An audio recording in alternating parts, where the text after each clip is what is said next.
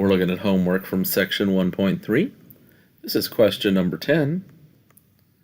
Identify the sampling techniques used and discuss potential sources of bias, if any. Explain. Assume the population of interest is the student body at a university. Questioning students as they leave an athletic facility, a researcher asks 377 students about their eating habits. So what type of sampling is used? We're given 5 different choices here, so let's review those 5 choices. Systematic sample is where members of a population are chosen by applying a fixed spacing from a random starting position. Convenience sample is where only readily available members of a population are chosen. Simple random sample is where every member of the population and every possible sample has an equal chance of being chosen. And a cluster sample is where the sample is chosen by randomly selecting some, but not all, of the pre-existing groups in the population. The 5th type of sample is a stratified sample.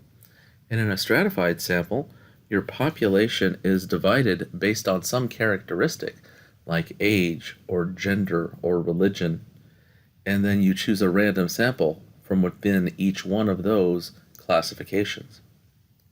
So which type of sampling is used here? Well, we don't have any kind of classifications based on age, race, or gender, or anything like that, so it's not a stratified sample. It's not a simple random sample because we're not randomly picking from all available members of the population. It's not a cluster sample because we're not choosing some but not all of the pre-existing groups in a population. We're not told anything about groups, so it's not a cluster sample. And it's not a systematic sample because we're not applying a fixed spacing to the population that we have enumerated. So this is a convenience sample because we're standing outside the door at the gym asking people questions. So the correct answer here is choice C. What about the potential sources of bias?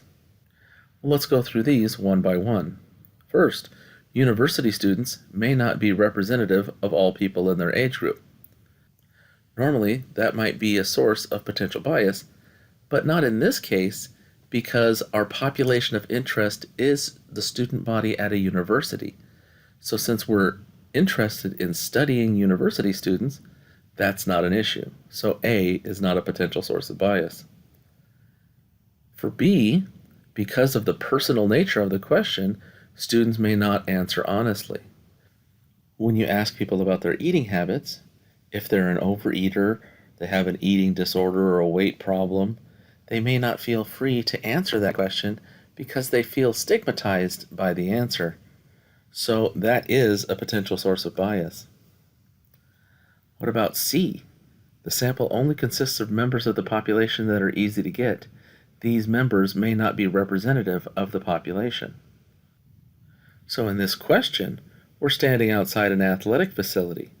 So this is only targeting members of the student body who happen to be at this athletic facility.